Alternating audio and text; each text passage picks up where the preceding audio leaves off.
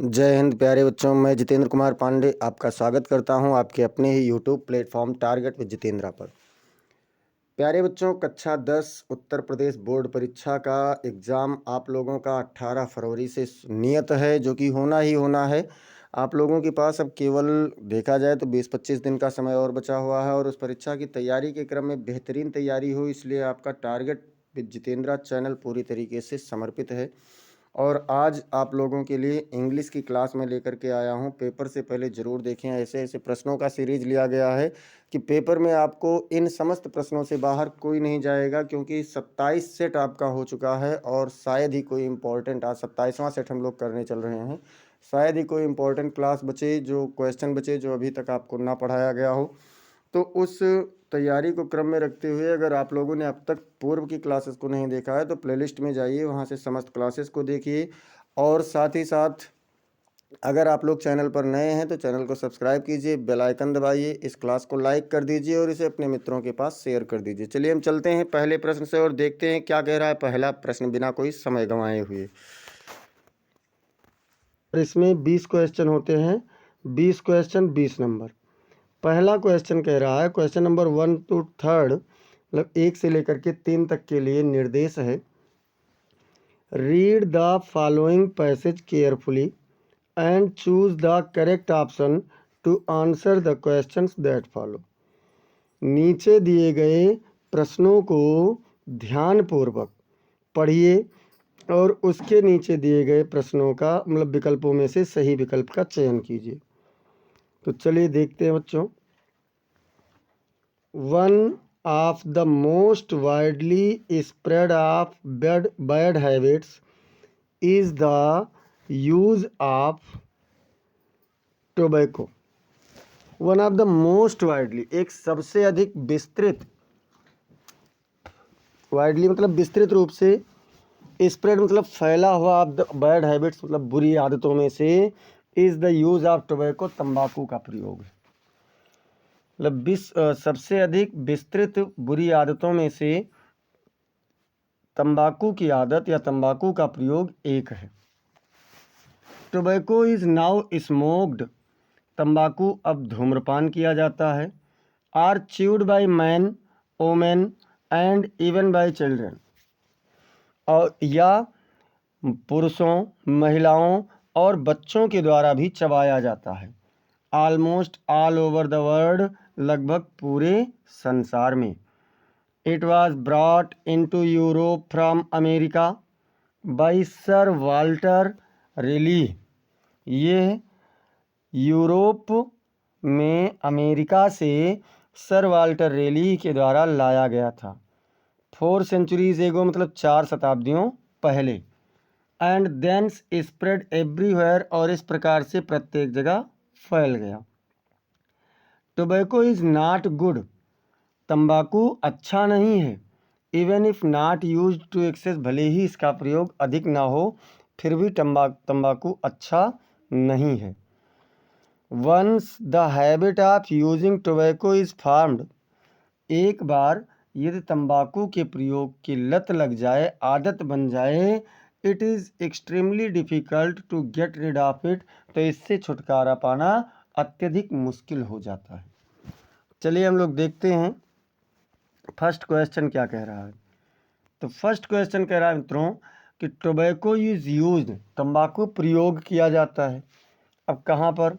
Somewhere मतलब कहीं, या फिर नोवेयर इन द वर्ल्ड मतलब विश्व में कहीं नहीं, या in some parts of the world यानी कि विश्व के कुछ हिस्सों में, या फिर ऑल ओवर द वर्ल्ड पूरे विश्व में।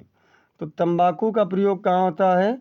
तो ऑल ओवर द वर्ल्ड यानी कि पूरे विश्व में तंबाकू का प्रयोग किया जाता है।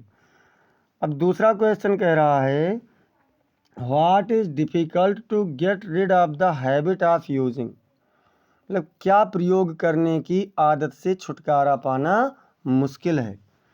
मिल्क का आदत, या फिर क्लेरिफाइड बटर, या फिर टोबैको, या फिर जूसी फ्रूट्स। तो बच्चों तंबाकू के प्रयोग से छुटकारा पाना बहुत ही मुश्किल हो जाता है, इसलिए आपका सी वाला विकल्प बिल्कुल सही उत्तर हो जाएगा। क्वेश्चन नंबर 3 कह रहा है which word in the passage is opposite of nowhere. Nowhere का विलोम पैसेज में कौन सा शब्द है? तो पैसेज में नोवेयर का विलोम क्या है? एवरीवेयर है, या फिर ओवर हियर है, या ओवर दियर है, या समवेयर है। तो नोवेयर मतलब होता है कहीं नहीं, और एवरीवेयर मतलब होता है प्रत्येक जगह। तो इसका सही विकल्प क्या हो जाएगा? एवरीवेयर, यानी ए वाला विकल्प आपका बिल्कुल सही उत्तर हो जाएगा। अब क्वेश्चन नंबर 4 to 8 आपके लिए निर्देश है बच्चों, और निर्देश क्या है? Choose the correct option to answer the following. नीचे दिए गए प्रश्नों का उत्तर देने के लिए सही विकल्प का चयन कीजिए। तो चौथा देखते हैं, Reena dot dot to Prayagraj with her Elder brother. मतलब रीना प्रयागराज अपने बड़े भाई के साथ। अब क्या हुआ? के मतलब आई, या हैज़ कम मतलब आ चुकी है, या विल कम यानी आएगी, या आल आर करेक्ट। तो देखिए यहाँ पर कुछ ऐसा तो है नहीं कि जिससे ये कन्फर्म हो कि हाँ केवल कम प्रयोग होगा या ये चीज़। तो देखिए केम भी हो सकता है, हैज़ कम भी हो सकता है, विल कम भी हो सकता है, इसलिए यहाँ पर आल आर करेक्ट, यानी सभी आपका सही हो जाएगा। डी वाला विकल्प बिल्कुल सही उत्तर हो जाएगा। Question number 5। क्वेश्चन नंबर 5 कह रहा है ही वॉज वेटिंग, वह इंतजार कर रहा है dot dot for his friend, अपने मित्र के लिए।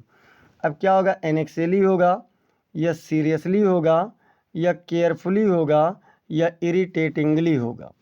एनेक्सली मतलब चिंतापूर्वक, सीरियसली मतलब गंभीरतापूर्वक, केयरफुली मतलब ध्यानपूर्वक, और इरिटेटिंगली मतलब होता है झुंझलाहट पूर्ण ढंग से। तो बच्चों कैसे? तो क्रोधित भाव से तो कोई अपने मित्र का इंतजार करेगा ही नहीं। ध्यानपूर्वक कर रहा है, एक बार समझ में आता है। और सीरियसली मतलब गंभीरतापूर्वक, यहाँ जब कोई मामला गंभीर होता तब होता। और चिंतापूर्वक ये भी नहीं होगा, इसलिए आपका सी वाला विकल्प बिल्कुल सही उत्तर हो जाएगा। Question number 6। क्वेश्चन नंबर 6 कह रहा है, क्या कह रहा है? Rearrange the following word clusters to make a meaningful sentence. मतलब नीचे दिए गए शब्द समूहों को पुनः व्यवस्थित कीजिए। किस लिए? एक अर्थपूर्ण वाक्य बनाने के लिए। सी, फिर नॉट है, लाइक है, डज है, टू है, हॉस्पिटल है, गो है, और टू है।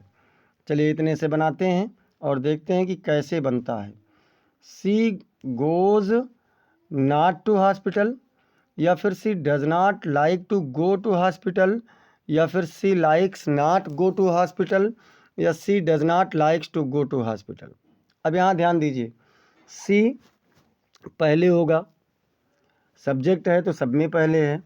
उसके बाद देखो डज हेल्पिंग वर्ब है तो डज लगेगा। ठीक है भैया, डज कहाँ कहाँ नहीं लगा है? जहाँ जहाँ नहीं लगा है उसको हटा दीजिए। अब फिर नाट भी है तो नाट लगेगा, यहाँ अभी तक सही चल रहा है और ये भी सही चल रहा है। फिर लाइक है तो लाइक लगेगा, लाइक्स नहीं लगेगा, तो ये भी गलत हो गया। अब अगर हम देखें तो क्या बचा? She does not like to go to hospital, और यही आपका सही आंसर हो गया, बी नंबर वाला। अब देखते हैं क्वेश्चन नंबर 7। क्वेश्चन नंबर 7 कह रहा है which of the following words in misspelled. मतलब इनमें नीचे दिए गए शब्दों में से कौन सा शब्द गलत स्पेलिंग वाला है? बेयरली है, या फिर नियरली है, या इंटायरली है, या रेयरली है। तो बच्चों बेयरली, BARELY बिल्कुल करेक्ट है। NEARLY ये भी करेक्ट है। RARELY ये भी करेक्ट है। इंटायरली में ENTIRLY होना चाहिए, ई नहीं होना चाहिए। बीच में जो ई है उसे नहीं होना चाहिए, तो इसलिए सी वाले की स्पेलिंग गलत है और यही सही आंसर हो जाएगा। Question number 8। क्वेश्चन नंबर 8 कह रहा है fill in the gap with a suitable preposition. एक उचित संबंध सूचक के साथ रिक्त स्थान की पूर्ति कीजिए। The cat jumped dot dot the table. मतलब बिल्ली मेज पर, अब क्या की बिल्ली? तो जाहिर सी बात है कूदेगी। तो भैया पर होगा कि में होगा, यानी इनटू होगा, या अपान होगा, या आन होगा, या फिर इन होगा। तो बच्चों कूद रही है नहीं, कूदी है, तो इसलिए मेज पर हो जाएगा, ऑन द टेबल हो जाएगा। अगर कूद रही होता तो वहाँ पर अपान का प्रयोग होता। अब चलते हैं प्रश्न संख्या 9 से, यानी क्वेश्चन नंबर 9 से लेकर के 10 तक का एक इंस्ट्रक्शन है। Read the extract given below, नीचे दिए गए अंश को पढ़िए, and choose the correct option to answer the questions that follow, और उसके नीचे दिए गए प्रश्नों का उत्तर देने के लिए सही विकल्प का चयन कीजिए। तो चलिए देखते हैं क्या है पैसेज। पैसेज कह रहा है दैट नाइट, मतलब वह रात, वाज ए सारोफुल वन, एक दुख भरी रात थी। वह रात एक दुख भरी रात थी। All our work for nothing, हमारा पूरा कार्य कुछ भी नहीं रहा। देयर इज़ नो वन, कोई नहीं है, हु कैन हेल्प अस, जो हमारी मदद कर सके। We will go hungry this year, इस वर्ष हम भूखे रहेंगे। अब देखते हैं क्या कह रहे हैं। तो फर्स्ट क्वेश्चन पूछ रहा है हु कैन हेल्प अस, हमारी मदद कौन कर सकता है। इस पाठ के अनुसार, मतलब इस पैसेज के अनुसार उत्तर देना है। तो क्या होगा, एवरीवन, या फिर समवन, या फिर एनीवन, या फिर नो वन। तो कौन कर सकता है बच्चों, तो नो वन। हमारी मदद कौन कर सकता है, तो नो वन, यानी कोई नहीं कर सकता, इसलिए डी वाला विकल्प आपका सही आंसर हो जाएगा। क्वेश्चन नंबर 10 कह रहा है व्हाट वाज फॉर नथिंग, कुछ नहीं के लिए क्या था। ऑल अवर फ्रेंड्स होगा, या ऑल अवर क्राफ्ट्स होगा, या ऑल अवर वर्क होगा, या ऑल अवर मनी होगा। तो लेंचो ने क्या कहा कि हमारा जो पूरा कार्य है वो व्यर्थ जाएगा। Choose the correct option to answer the following questions, नीचे दिए गए प्रश्नों का उत्तर देने के लिए सही विकल्प का चयन कीजिए। On that lovely ottoman day, उस प्यारे से पतझड़ के दिन पर, आई वाज, मैं था, dot dot, by my daughter जनानी, अपनी पुत्री के द्वारा। क्या थे बच्चों, नेल्सन मंडेला वाले पाठ का है। तो इसमें क्या एकम्पनीड यानी साथ में थे, या सराउंडेड यानी घिरे हुए थे, या हॉन्टेड मतलब डराए गए थे, या इनसर्किल्ड मतलब घेर लिए गए थे।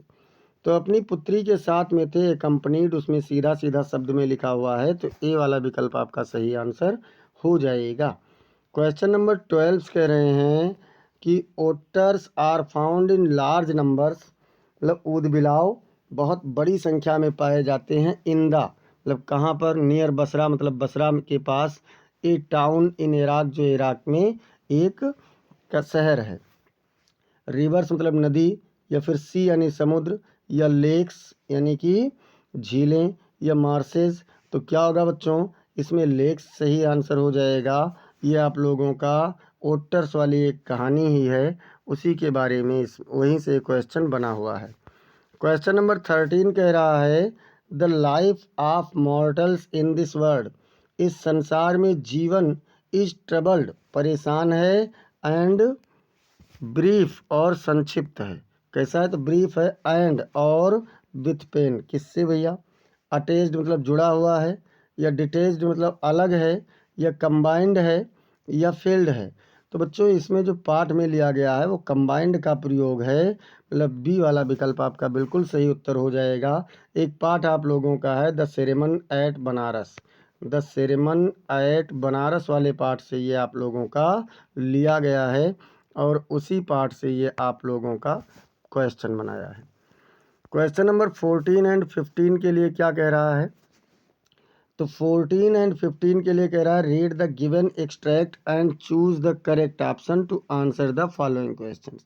नीचे दिए गए अंश को ध्यानपूर्वक पढ़िए, यानी पढ़िए, और उसके नीचे दिए गए प्रश्नों का उत्तर देने के लिए सही विकल्प का चयन कीजिए।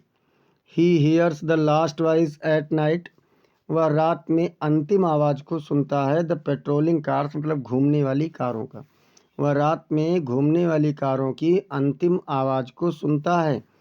The end stairs with his brilliant eyes, और अपने चमकदार आँखों से घूरता है। एट द ब्रिलियंट स्टार्स मतलब चमकदार तारों को, और अपने चमकदार आँखों से चमकदार तारों को घूरता है। Who noise whose noise is heard at night, रात में किसकी आवाज़ सुनी जाती है? ऑफ द थीव्स मतलब चोरों की, या ऑफ द राइफल्स मतलब राइफलों की, या ऑफ द हंटर्स अर्थात शिकारियों का, या ऑफ द पेट्रोलिंग कार्स मतलब घूमने वाले कारों की। तो पार्ट में क्या कहा गया है इस अंश में? ऑफ द पेट्रोलिंग कार्स, यानी कि डी वाला विकल्प आपका सही आंसर हो जाएगा। क्वेश्चन नंबर 15 कह रहा है how does he stare at brilliant stars, मतलब चमकदार तारों को कौन घूरता है, कैसे घूरता है? विद हिज शार्प आइज अपनी तेज आँखों से, या विद हिज स्मेलिंग पावर्स अपने सूंघने वाली शक्ति से, या फिर विद हिज ब्रिलियंट आइज अपनी चमकदार आँखों से, या विद हिज ब्रिलियंट वॉइस अपनी चमकदार या शानदार आवाज़ से। तो कैसे घूरता है बच्चों?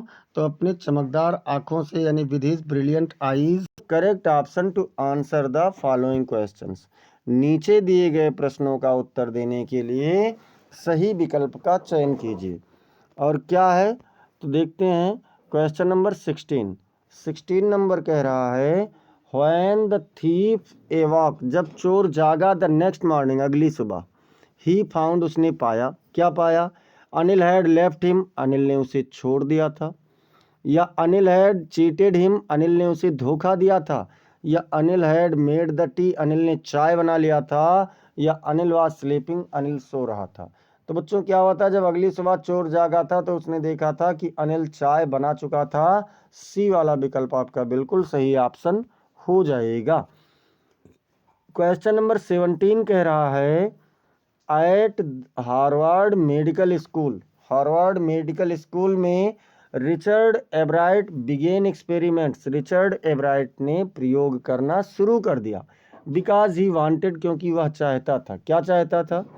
टू सेव अदर्स लाइफ मतलब दूसरों का जीवन बचाना, या टू सेव हिज लाइफ अपना जीवन बचाना, या फिर टू प्रूव द रिएक्शन मतलब उस अभिक्रिया का परीक्षण करना, या टू टेस्ट हिज थ्योरी मतलब अपने सिद्धांत का परीक्षण करना। तो बच्चों वह अपने सिद्धांत का जांच करना चाहता था, इसलिए उसने प्रयोग शुरू किया था। डी वाला विकल्प आपका बिल्कुल सही ऑप्शन हो जाएगा।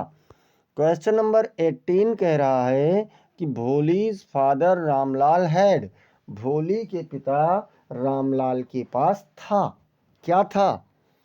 4 सन्स एंड 3 डाटर्स मतलब 4 लड़के और 3 लड़कियां, 2 सन्स एंड 5 डाटर्स 2 लड़के और 5 लड़कियां, या फिर 5 सन्स एंड 2 डाटर्स 5 लड़के और 2 लड़कियां, या फिर 3 सन्स एंड 4 डाटर्स मतलब 3 लड़के और 4 लड़कियां। तो बच्चों भोली के पिता के पास 3 लड़के और 4 लड़कियां थीं, यानी कि डी वाला विकल्प आपका बिल्कुल सही ऑप्शन हो जाएगा। क्वेश्चन नंबर 19, क्वेश्चन नंबर 19 कह रहा है कि ट्रिकीज एक्चुअल प्रॉब्लम वाज, ट्रिकी की वास्तविक समस्या थी, क्या थी? फीवर यानी बुखार था, या फिर मलेरिया था, या vomiting because of excess of food, या फिर अधिक भोजन के कारण वह पलटी कर रहा था, या मल न्यूट्रिशन अर्थात कुपोषण था। तो बच्चों ट्रिकी की जो मूल समस्या थी वो क्या थी? Vomiting because of excess food मतलब अधिक भोजन के कारण उसका क्या था? पलटी करने की समस्या थी। सी वाला विकल्प आपका बिल्कुल सही ऑप्शन हो जाएगा। क्वेश्चन नंबर 20, क्वेश्चन नंबर 20 कह रहा है इन द स्टोरी मतलब कहानी में द नेकलेस मतलब नेकलेस वाली जो कहानी है, the necklace that was last was, जो हार खो गया था वो था, किसका था? ए नेकलेस ऑफ गोल्ड मतलब सोने का हार था, या ए नेकलेस ऑफ सिल्वर मतलब चांदी का हार था, या फिर ए नेकलेस ऑफ रियल डायमंड्स मतलब एक सच्चे हीरे का नेकलेस था, हार था, या फिर ए नेकलेस ऑफ आर्टिफिशियल डायमंड मतलब एक बनावटी हीरे का हार था।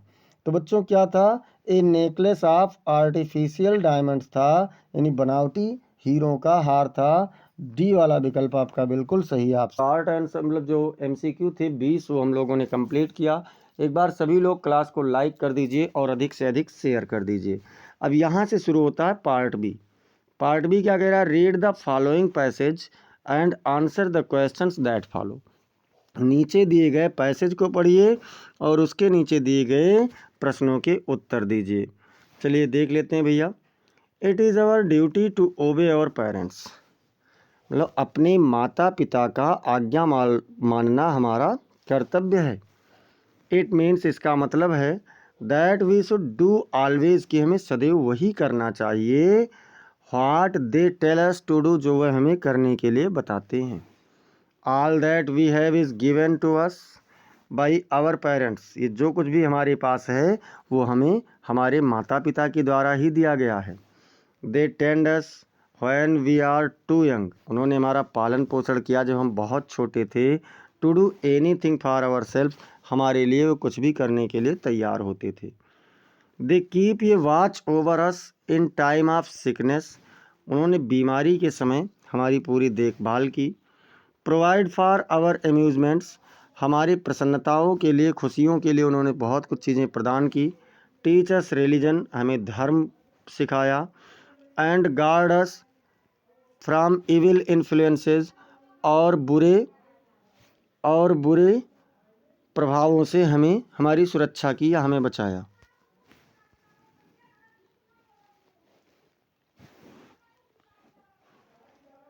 Obedience is very simple way of showing gratitude for these benefits, आज्ञा पालन उनके इन लाभों का एक आभार प्रकट करने का सबसे साधारण तरीका है।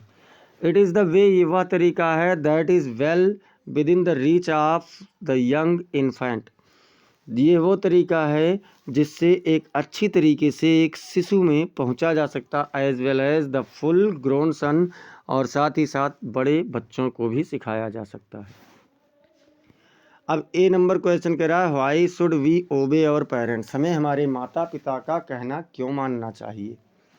तो क्या है भैया, we should obey our parents, हमें अपने माता पिता का कहना मानना चाहिए as a way to show gratitude for the benefits, उनसे जो हमें लाभ मिले हैं उसका आभार प्रकट करने के लिए हमें अपने माता पिता का कहना मानना चाहिए। केयर, जो उन्होंने हमें ध्यान दिया है। And sacrifices they have provided for us, और हमें कुछ भी प्रदान करने के लिए जो उन्होंने बलिदान दिया है उसके लिए हमें उनका कहना मानना चाहिए। बी नंबर क्या कह रहा है बच्चों, what do our parents do for us, हमारे माता पिता हमारे लिए क्या करते हैं। Our parents tend to us, हमारे माता पिता हमारा पालन पोषण करते हैं। व्हेन वी आर यंग, जब हम बहुत छोटे होते हैं। वॉच ओवर अस, हमारा देखभाल करते हैं ड्यूरिंग सिकनेस, बीमारी के दौरान।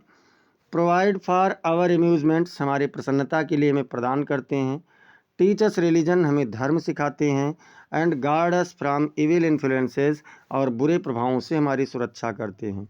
दे give us everything we have, वह प्रत्येक चीज़ें देते हैं जो हमारे पास है।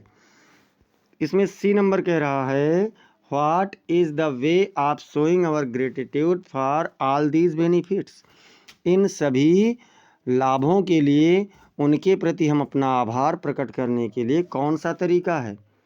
Obedience is a simple way to show gratitude, मतलब आज्ञा पालन आभार प्रकट करने का एक सबसे साधारण तरीका है।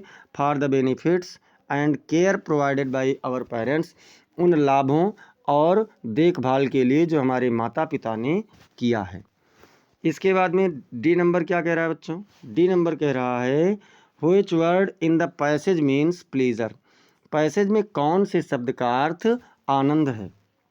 तो एम्यूजमेंट्स एक शब्द है।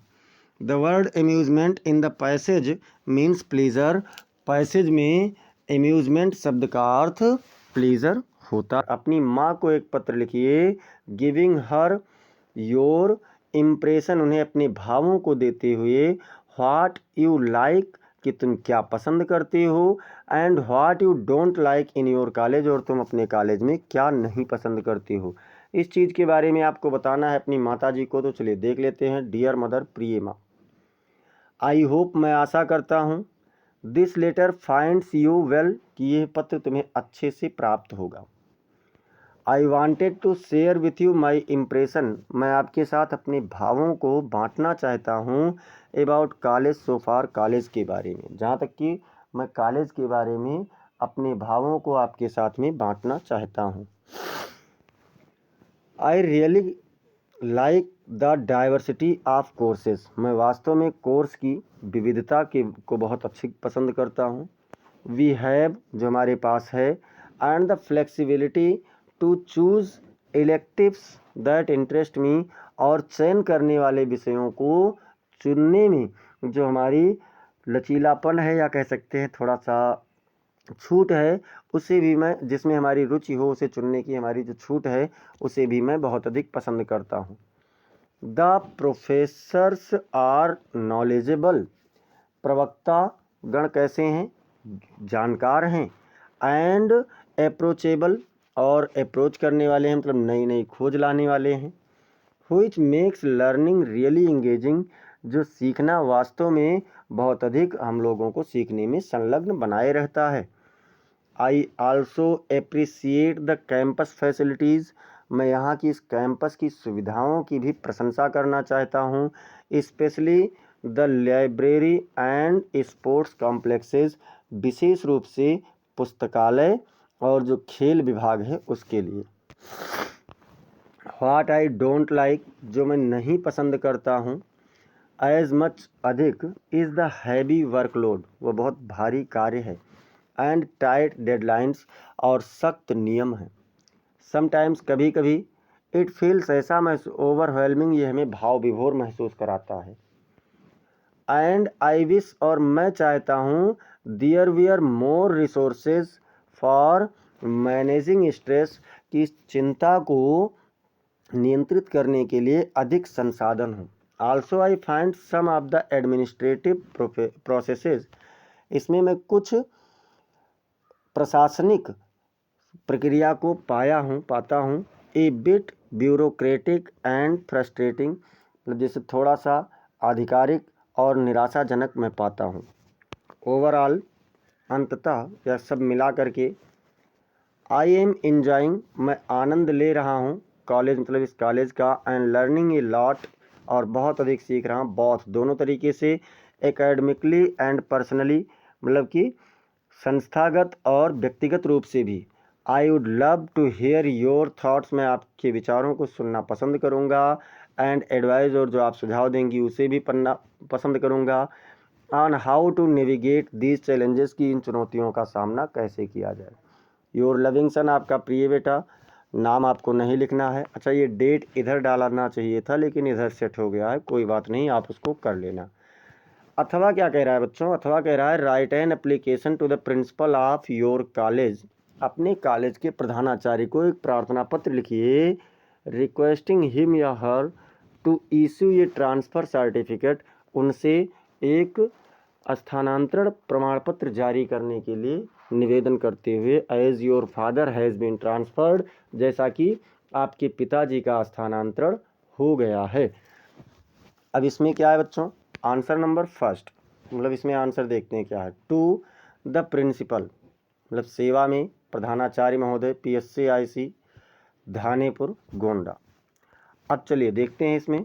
डियर सर और मैडम, मतलब श्रीमान या प्यारे श्रीमान जी या मैडम जी, I am writing to request you, मैं आपसे निवेदन करते हुए लिख रहा हूँ, to issue a transfer certificate, एक स्थानांतरण प्रमाण पत्र जारी करने के लिए, as my father has been transferred to Lucknow, जैसा कि मेरे पिताजी का स्थानांतरण कहाँ हो गया है? तो लखनऊ में हो गया है। ड्यू टू दिस, इसके कारण, आई विल बी रीलोकेटिंग, मुझे स्थान परिवर्तन करना होगा।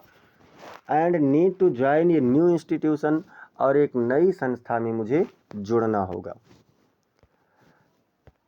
फिर क्या कह रहा है बच्चों?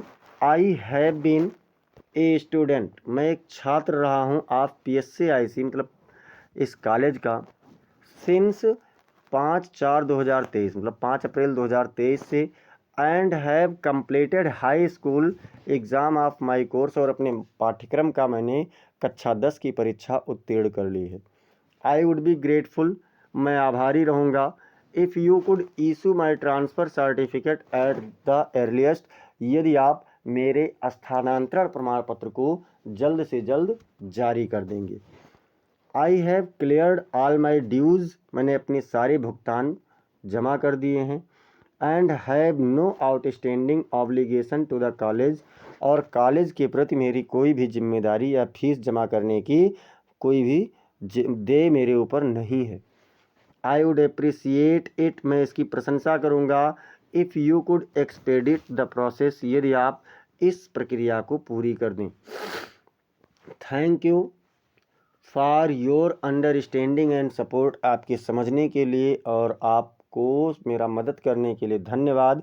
योर एविडेंटली, आपका आज्ञाकारी शिष्य, यहाँ पर एक्स कर देंगे क्लास 11, क्योंकि इस समय आप क्लास 11 में होंगे जब 10 का एग्ज़ाम कर चुके हैं। तो किए हैं तो लाइक कीजिए, और अगर लाइक कर चुके हैं तो आप लोग वैसे ही कोई भी इमोजी बना करके कमेंट में भेजिए।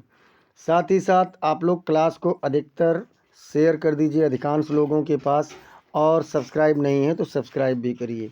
क्वेश्चन नंबर 23 कह रहा है, राइट ये report on an election seen in about 80 to 100 words. आप एक चुनाव दृश्य का वर्णन एक 80 से 100 शब्दों में करना है, जिसमें हिंट्स क्या है, टाइम एंड प्लेस मतलब समय और स्थान, scene outside the polling station, polling station के बाहर का दृश्य, scene inside the polling station, polling station के भीतर का दृश्य, पोलिंग मेथड मतलब मतदान की प्रक्रिया, arrangement by the police and administration मतलब पुलिस और प्रशासन की व्यवस्थाएं।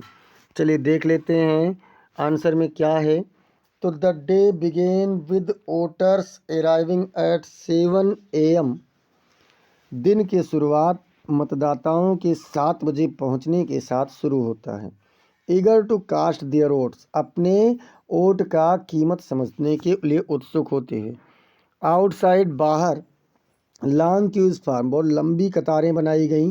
And police personal maintained order, और पुलिस ने व्यक्तिगत रूप से पूरे नियमों को व्यवस्थित किया। इंश्योरिंग ए पीसफुल एटमॉस्फेयर, एक शांतिपूर्ण वातावरण का निर्माण करते हुए। फिर क्या है, इनसाइड द पोलिंग, पोलिंग के भीतर, पोलिंग स्टेशन मतदान स्टेशन केंद्र के भीतर, ऑफिशियल्स चेक्ड वोटर आईडीज, अधिकारी लोग मतदाताओं के पहचान पत्र को जांचते थे। Verified names on the electoral roll, और जो चुनाव यानी मतदाता सूची से मतदाताओं का नामों को मिलान करते थे। And guided voters to the electronic voting machine यानी ईवीएम्स, और मतदाताओं को ईवीएम के लिए यानी इलेक्ट्रॉनिक मतदाता मशीन मतदान मशीन के लिए निर्देश देते थे। The voting process was smooth, मतदान की प्रक्रिया बहुत शांत थी। With voters marking their choices in a calm and composed manner, जिसमें मतदाताओं को एक शांत और कह सकते हैं सभ्य वातावरण में अपने लोगों को चुनने की स्वतंत्रता थी।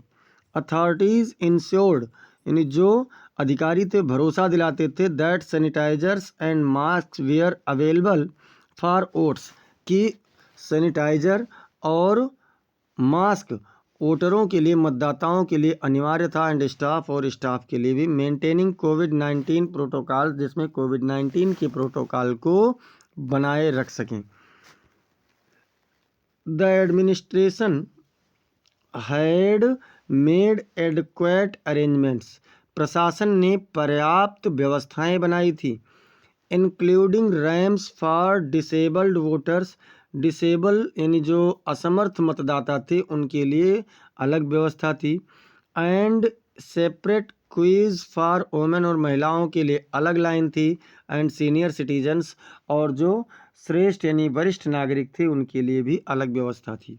The polling officials were efficient, मतदाता यानी जो मतदान अधिकारी थे वे सभी पर्याप्त महत्व को समझते थे या समर्थवान थे। एंड दियर एफर्ट्स क्रिएटेड ये पीसफुल इन्वायरमेंट, और उनके प्रयास ने एक शांत वातावरण बनाया था। इनकरेजिंग मैक्सिमम पार्टिसिपेशन, जिसमें अधिकांश प्रतिभागी प्रोत्साहित करते हुए। Overall the election scene was a testament to the country's robust democratic process. कुल मिलाकर के या कह सकते हैं अंततः चुनाव एक देश का एक लोकतांत्रिक प्रक्रिया का महत्वपूर्ण केंद्र था या परीक्षण था। Showcasing the enthusiasm and responsibility of citizens exercising their right to vote. मतलब अपने मतदान के अधिकार का प्रयोग करने का ये उनकी जिम्मेदारी और उत्साह था। अब इसके बाद में देखते हैं बच्चों, मान लीजिए आप इसे नहीं कर पा रहे हैं तो अथवा वाले में आप इसको ज़रूर कर लेना। Right an article in about 80 to 100 words. 80 से 100 शब्दों में आपको एक लेख लिखना है। On smartphone usage and misusages, मतलब स्मार्टफोन यूज़ और मिसयूज का। Of smartphones on the basis of points given below, जो नीचे बिंदु दिए गए हैं उनके आधार पर। जिसमें पहला बिंदु क्या है बच्चों, गूगल सर्चिंग। दूसरा है इंटरटेनमेंट। तीसरा है कॉन्टैक्ट। चौथा है शॉपिंग। पांचवा है साइबर क्राइम्स। और छठवां है हार्मफुल इंडल्जेंसेस, मतलब कि नुकसानदायक या हानियाँ। Smartphones have transformed for our lives. स्मार्टफोनों ने हमारे जीवन को परिवर्तित कर दिया है। Offering a world of possibilities, जिसमें हमें संभावनाओं का एक संसार प्रदान किया है। एट आवर फिंगर टिप्स, हमारी अंगुलियों की नोक पर। We can access vast information through Google. हम गूगल से बहुत विशाल जानकारियाँ प्राप्त कर सकते हैं। स्टे इंटरटेन्ड विद एप्स, अलग अलग एप्लीकेशन के माध्यम से हम मनोरंजन ले सकते हैं। कनेक्ट विद लव्ड वंस, प्रत्येक अपने प्रिय लोगों से जुड़े रह सकते हैं। एंड शॉप ऑनलाइन, और ऑनलाइन दुकानदारी भी कर सकते हैं, खरीदारी कर सकते हैं।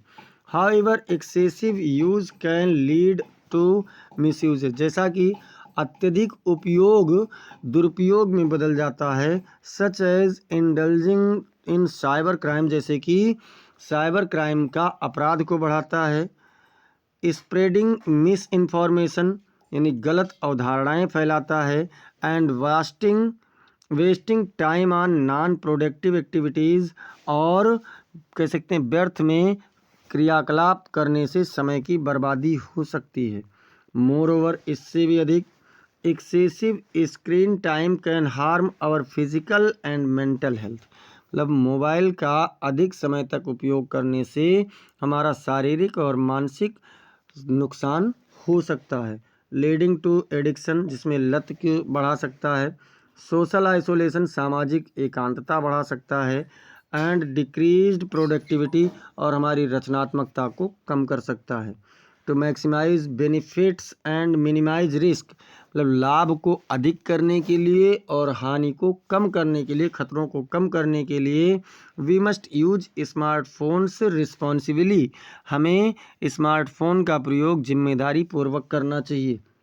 सेट बाउंड्रीज, मतलब सीमाएं व्यवस्थित करना चाहिए। And strike a balance between usage and other aspects of life, और जीवन के अन्य उपयोगों और योजनाओं के प्रति संतुलन बनाए रखना चाहिए। बाय डूइंग सो, ऐसा करके, we can harness their potential, हम उनकी उच्च क्षमताओं को प्राप्त कर सकते हैं। व्हाइल एवॉइडिंग पिटफॉल्स, उसकी हानियों से बचते हुए। क्वेश्चन नंबर 24, और 24 से पहले सभी लोग लाइक कीजिए, एक बार लाइक कर दीजिए क्लास को, और इसे अपने अपने मित्रों के पास में सभी लोग शेयर कर दीजिए। और अगर अब तक सब्सक्राइब नहीं किए हैं तो सब्सक्राइब भी करते रहिए। देखिए, बार बार बताना अच्छा नहीं लगता है, लेकिन आप लोग करते नहीं हैं तो हम क्या करें। चलिए, क्वेश्चन नंबर 24 का ए कह रहा है, री right the following sentence by changing into indirect speech. Indirect speech में बदलते हुए आप पुनः इन वाक्यों को लिखिए। इस वाक्य को, नीचे दिए गए वाक्य को, तो क्या कह रहा है भैया। The mother said to her son, माता ने अपने बेटे से कहा, why are you not paying attention to your books these days, इन दिनों आप अपनी किताबों पर ध्यान क्यों नहीं दे रहे हैं। अब आंसर देखिए, तो द मदर क्या हो जाएगा, द मदर सेड टू का बच्चों आस्क्ड हो जाएगा, the mother asked her son, माता ने अपने बेटे से पूछा। क्या पूछा? व्हाई जो आपका है ये क्वेश्चन वर्ड है तो इसे ही कंजक्शन ले लीजिए। व्हाई, यू की चेंजिंग हर सन से होगा तो ही हो जाएगा। ये आर है तो आर का क्या हो जाएगा? वाज हो जाएगा, ही वाज नॉट। इसके बाद में क्या है बच्चों? पेइंग है तो पेइंग का आपका पेइंग ही रह जाएगा। क्या रह जाएगा? पेइंग ही रह जाएगा। अटेंशन का अटेंशन हो जाएगा, पेइंग अटेंशन। उसके बाद में और क्या बच रहा है? टू, टू योर की चेंजिंग हर सन से होगा तो हिज हो जाएगा, हिज। बुक्स हो जाएगा, बुक्स। और दीज का क्या हो जाएगा? दोज हो जाएगा, डेज का डेज हो जाएगा तो दोज डेज। इस प्रकार से आप लोगों का बन गया the mother asked her son why he was not paying attention to his books those days. अब बी नंबर में क्या कह रहा है? तो बी नंबर में कह रहा है बच्चों change the following sentence into passive voice, नीचे दिए गए वाक्य को पैसिव वॉइस में बदलिए। तो क्या कह रहा है? यू नो हिम वेल, तुम उसे अच्छे से जानते हो। तो हिम इधर आएगा पैसिव में तो क्या हो जाएगा? ही हो जाएगा। प्रेजेंट इंडेफिनिट में है तो इज लगेगा, ही इज। नो का थर्ड फॉर्म होता है नोन, तो नोन हो गया। अब नो के साथ में बाई नहीं बल्कि टू लगता है, नो टू यू। उसके बाद में वेल लिख करके फुल स्टॉप लगा देंगे और इस प्रकार से आप लोगों का हो गया he is known to you well. अब देखते हैं क्वेश्चन नंबर सी, इसका जो है सी कह रहा है पंक्चुएट द फॉलोइंग, जिसमें क्या है? Hari said to Aman I like your dress. तो हरी का क्या करना? एच कैपिटल में कर देना हरी, फिर हो जाएगा सेड टू अमन, अमन का ए कैपिटल में कर देना, कामा लगा लेना है। उसके बाद में इन्वर्टेड कामा लगा लेना है, फिर आई कैपिटल में हो जाएगा आई लाइक। उसके बाद में योर, योर ड्रेस, और फिर क्या करेंगे? फुल स्टॉप लगाएंगे, इन्वर्टेड कामा क्लोज कर देंगे और इस प्रकार से आप लोगों का ये क्वेश्चन भी सॉल्व हो गया। अब चलते हैं क्वेश्चन नंबर डी पर। और डी नंबर क्या कह रहा है बच्चों? डी नंबर कह रहा है translate the following into English, नीचे दिए गए वाक्य को अंग्रेजी में बदलो। अशोक एक प्रसिद्ध सम्राट हुआ है। तो अशोक कौन था? अशोक एक प्रसिद्ध सम्राट था, यानी अशोक वाज ए ग्रेट यानी रिनोन्ड, रिनोन्ड एम्परर। अशोक एक प्रसिद्ध बादशाह था। वह अपनी प्रजा से बहुत प्रेम करता था। तो भैया he loved his subject, subjects मतलब प्रजा, very much, he loved his subjects very much. फिर कलिंग के युद्ध के बाद वह युद्ध से घृणा करने लगा। तो आफ्टर द कलिंग वार यानी कलिंग के युद्ध के बाद ही बिगेन टू हेट वार, वह युद्ध से घृणा करने लगा। वह प्रजा की भलाई के काम करने लगा। तो ही स्टार्टेड, उसने शुरू किया या करने लगा, डूइंग गुड मतलब अच्छा करने लगा, वर्क मतलब अच्छे कार्य, फॉर हिज सब्जेक्ट्स अपनी प्रजा के लिए, वो अपनी प्रजा के लिए अच्छे कार्य। Answer the following questions in about 30 to 40 words each, नीचे दिए गए प्रश्नों का उत्तर, प्रत्येक का उत्तर आप 30 से 40 शब्दों में आपको देना है। जिसमें क्या है बच्चों? पहला तो इसमें कह रहा है what according to Mandela is true freedom, Mandela के अनुसार सच्ची स्वतंत्रता क्या है? तो according to Nelson Mandela, Nelson Mandela के अनुसार true freedom is not just the absence of physical constraints, मतलब क्या कहा कि जो सच्ची स्वतंत्रता है वो केवल शारीरिक बंधनों से मुक्त होना नहीं है और ऑपरेशन या शोषण से मुक्त होना नहीं है, but also the presence of dignity, बल्कि स्वाभिमान की उपस्थिति की बात हो रही है, रिस्पेक्ट सम्मान की बात हो रही है, and ability to live one's life without fear, और कोई भी बिना किसी भय के अपना जीवन जी सके, इसके बारे में बात हो रही है। अथवा आप इसे कर देना कि where were Rajveer and Pranjal going and why, Rajveer और प्रांजल कहाँ जा रहे थे और क्यों जा रहे थे? तो Rajveer and Pranjal were travelling to Assam, Rajveer और प्रांजल आसाम जा रहे थे to spend the summer vacation at Pranjal's home, गर्मी की छुट्टियां प्रांजल के घर पर बिताने के लिए कहाँ जा रहे थे? तो असम में जा रहे थे। अगला क्वेश्चन कह रहा है बच्चों व्हाई वाज किसा गौतमी सैड, किसा गौतमी दुखी क्यों थी? What did she do in her hour of grief, उसने अपने दुखों के समय में क्या किया था। तो किसा गौतमी वाज सैड, किसा गौतमी दुखी थी, because her only son had died, क्योंकि उसका इकलौता बेटा मर चुका था। And in her overwhelming grief, और अपने तीव्र दुख में she carried his dead body to neighbours, वो अपने उसके मृत शरीर को पड़ोसियों के पास ले गई। एंड द बुद्धा, और बुद्ध सीकिंग मेडिसिन, मतलब बुद्ध के पास ले गई दवा की तलाश करते हुए, टू क्योर हिम, उसका उपचार करने के लिए, and bring him back to life, और उसे पुनः जीवन में वापस लाने के लिए उनके पास ले गई थी। अथवा आप इसे कर देना, कह रहा है why was Lencho angry, Lencho क्रोधित क्यों था, when he received the letter, जब उसने पत्र को प्राप्त किया था। तो लेंचो वाज एंग्री, लेंचो क्रोधित था, बिकॉज ही रिसीव्ड 70 पेजेस, क्योंकि उसने 70 पेजेस ही प्राप्त किए थे। But had asked God, he had asked God for 100 pages, लेकिन उसने ईश्वर से 100 पेजेस की मांग की थी। ही फर्मली बिलीव्ड गॉड, वो भगवान में बहुत दृढ़ता से विश्वास करता था कि could not have made a mistake, ईश्वर कोई गलती नहीं कर सकता था। लीडिंग हिम टू कंक्लूड, वो जो उसे इस निष्कर्ष पर ले गया, that the post office employees had stolen the remaining 30 pages, कि डाक विभाग के कर्मचारियों ने उसके बचे हुए 30 पेजेस को चुरा लिए थे। तो इस प्रकार से बच्चों ये क्वेश्चन समाप्त हुआ। सभी लोग शेयर करते रहिए ज़बरदस्त तरीके से, और लाइक भी करते रहिए, और अगर अब तक सब्सक्राइब नहीं है तो इसे सब्सक्राइब भी करते रहिए चैनल को, क्योंकि आपको आगामी परीक्षाओं के लिए ये सभी कंटेंट प्रदान करेगा। अगला क्वेश्चन कह रहा है answer any one of the following in about 60 words, आप नीचे दिए गए किसी भी एक क्वेश्चन का उत्तर 60 शब्दों में दीजिए। जिसमें कह रहा है how did the bus conductor receive Valli, bus conductor ने, बस परिचालक ने वल्ली का स्वागत कैसे किया। तो क्या कह रहा है कि the bus conductor received Valli with a smile, bus conductor ने, बस परिचालक ने वल्ली का स्वागत एक मुस्कान के साथ किया, एंड ए फ्रेंडली टोन, और एक मित्रवत लय में किया। He was amused by her curiosity and enthusiasm, वह उसकी उत्सुकता और उत्साह से बहुत अधिक प्रसन्न था। When Valli asked him question, जब वल्ली उससे प्रश्न पूछती थी, he answered her in A जॉवल manner, वह उसे एक मजाकिया तरीके से उत्तर देता था। एड्रेसिंग हर एज मैडम, उसे मैडम के रूप में पुकारते हुए, and showing appreciation for her eagerness, और उसकी उत्सुकता के लिए उसके प्रति प्रशंसा दिखाते हुए, टू ट्रेवल एलान, अकेली यात्रा करने का।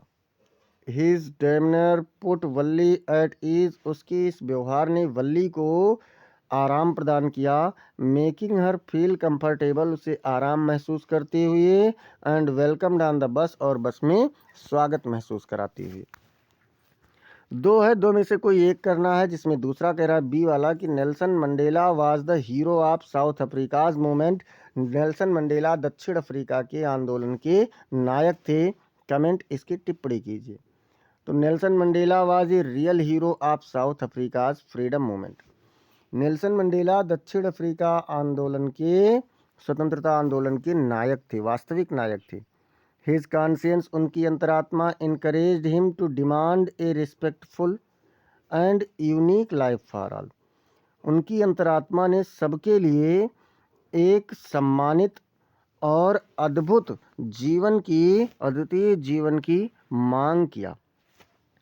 ही was always determined to fulfil his twin obligation, वह सदैव अपने दोहरे कर्तव्यों को पूरा करने के लिए दृढ़ थे।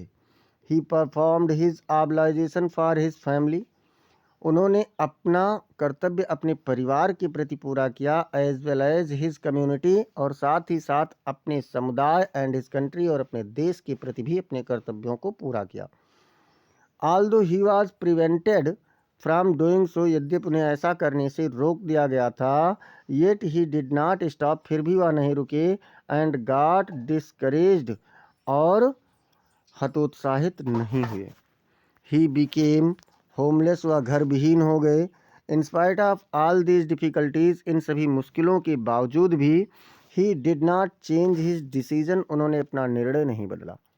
ही did not care the apartheid policy, उन्होंने रंगभेद की नीति का ध्यान नहीं दिया। And raised his voice against racial system, और जाति प्रथा के विरुद्ध उन्होंने अपनी आवाज़ को उठाया। ही अनाउंस्ड, उन्होंने घोषित किया that this system had created a lasting wound in his country, कि इस प्रथा ने उनके देश में एंड हिज पीपुल, और उनकी जनता में एक कभी न समाप्त होने वाला गहरा घाव दिया है। ही फाट अगेंस्ट इट, वो इसके विरुद्ध लड़े।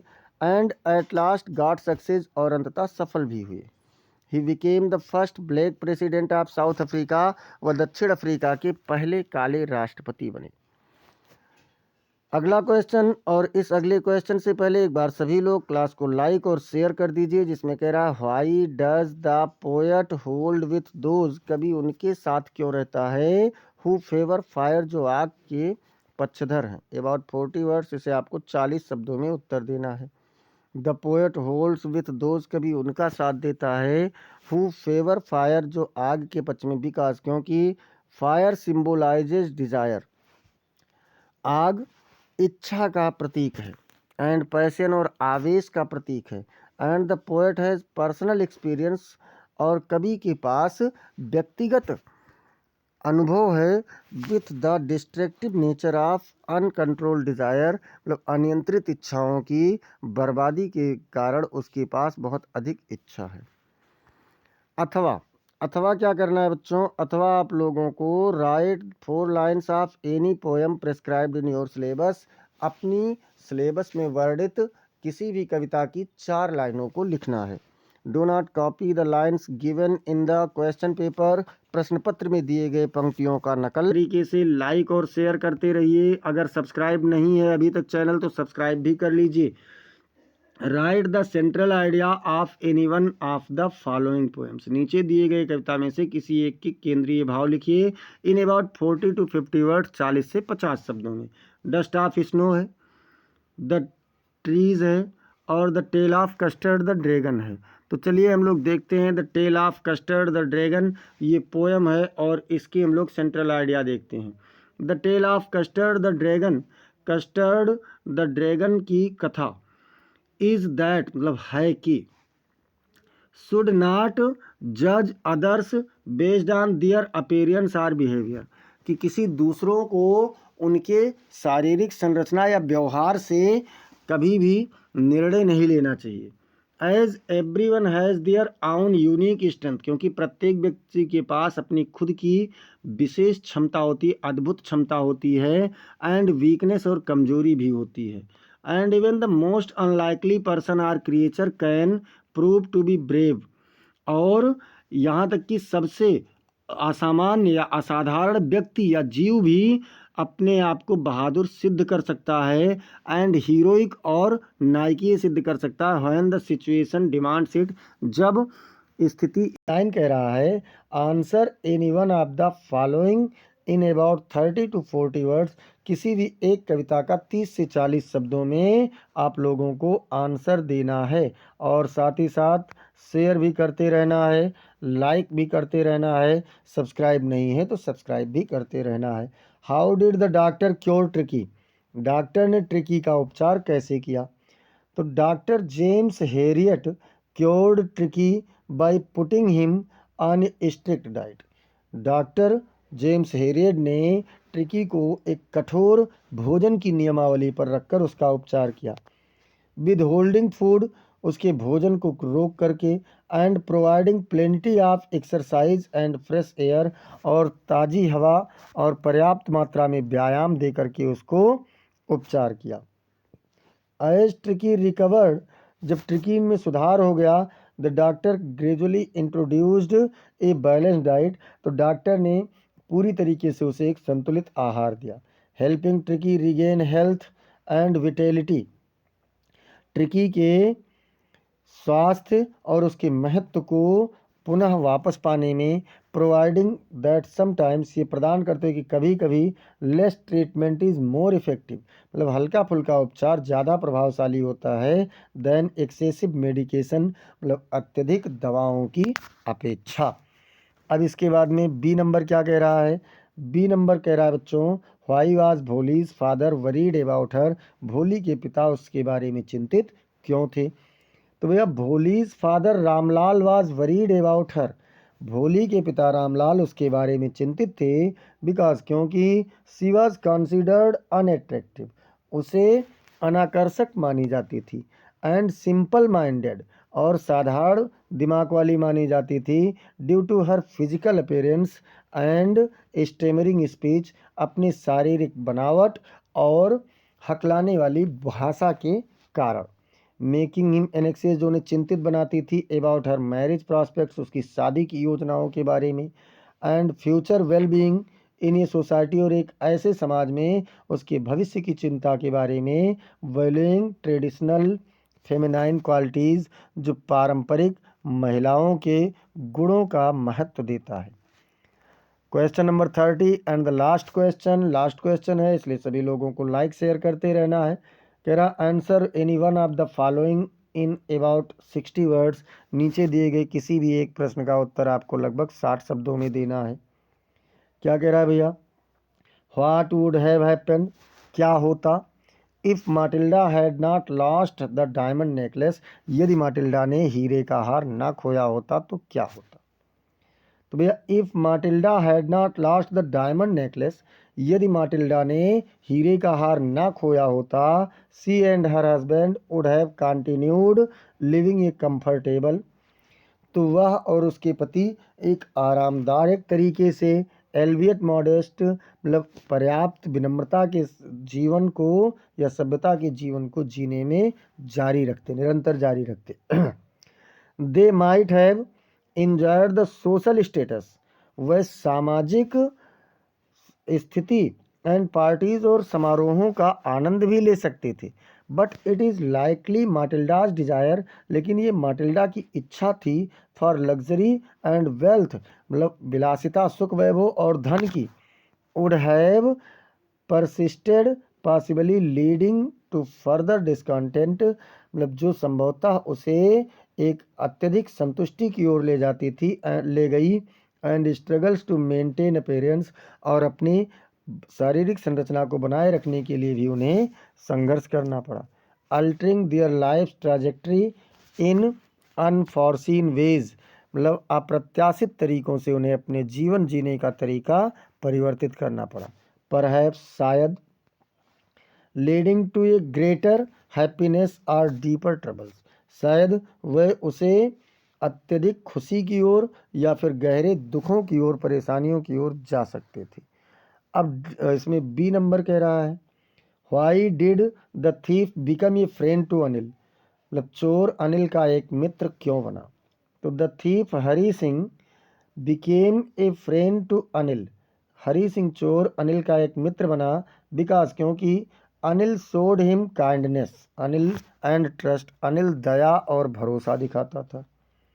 Offering him shelter and food, उसे भोजन और आवास प्रदान करता था, विदाउट जजमेंट, बिना किसी निर्णय के। अनिल्स सिंपल जेनरसिटी, अनिल की साधारण उदारता, and lack of exploitation touched Hari, और मतलब कह सकते हैं धोखे की या बर्बादी की कमी के कारण उसने हरी को स्पर्श किया। Awakening a sense of human connection, एक मानवीय लगाव के समझ को उसके अंदर विकसित कर दिया। हरीज इंटेंशन चेंज, हरी की विचारधाराएं बदल गई, and he began to see Anil as a friend, और वह अनिल को एक मित्र के रूप में देखने लगा, नॉट ए टारगेट, एक लक्ष्य के रूप में नहीं। Leading to a genuine bond, एक साधारण शर्त लगाव, एंड हरीज ट्रांसफॉर्मेशन, और हरी के रूपांतरण को बढ़ाते हुए, as he started to value relationships over material gain, वह पदार्थों को पाने की अपेक्षा जिससे उसने रिश्तों को महत्व देना सीख लिया था। इस प्रकार से बच्चों आज हम लोगों ने इस मॉडल पेपर को कवर किया।